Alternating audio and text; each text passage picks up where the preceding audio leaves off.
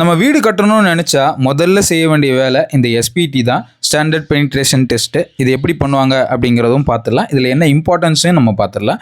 First இது 1 metre holes போட்டுப்பாங்க. அப்போ தான் கரெக்டாக வெர்டிக்கலாக அந்த ராட் அதில் அலைன் ஆகும். ஃபஸ்ட்டு ஒரு 150 மீட்டரை வந்து பார்த்திங்கன்னா என் வேல்யூ கால்குலேட் பண்ண மாட்டாங்க. நெக்ஸ்ட்டு 300 mm இருக்குது. அதில் தான் வந்து பார்த்திங்கன்னா நம்பர் ஆஃப் ப்ளோஸ் செக் பண்ணுவாங்க.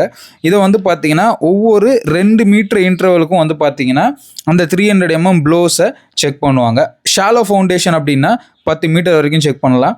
அதை விட அதிகமாக போகுது, நம்ம ஒரு டீப் ஃபவுண்டேஷன் போகிறோம், பைல்லாம் போகிறோம் அப்படின்னா அதோட ஃபவுண்டேஷன் டெப்த்துக்கு ஏற்ற மாதிரி 30 மீட்டர் 40 மீட்டர் கூட செக் பண்ணுவாங்க.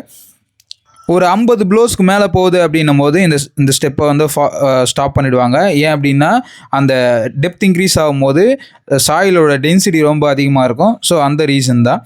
ஸோ இதுலேருந்து சாம்பிள்ஸ் எடுத்துகிட்டு லேப் டெஸ்ட் பண்ணுவாங்க. அங்கே வந்து பார்த்திங்கன்னா Atterberg limit, shear strength test, water content, dry density டெஸ்ட்லாம் பண்ணி எஸ்பிசியை நமக்கு கொடுத்துருவாங்க, சேஃப் பியரிங் கெப்பாசிட்டி.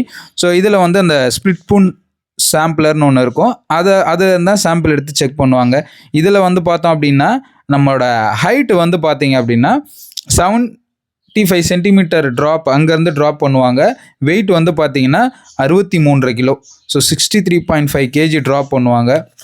ஸோ இதில் நம்பர் ஆஃப் ப்ளோஸ் வந்து பார்த்திங்க அப்படின்னா ஒரு மீடியம் சாயிலுக்கு வந்துட்டு ஒரு 10லேருந்து 30 ப்ளோஸ் இருக்கும் 300 mmக்கு.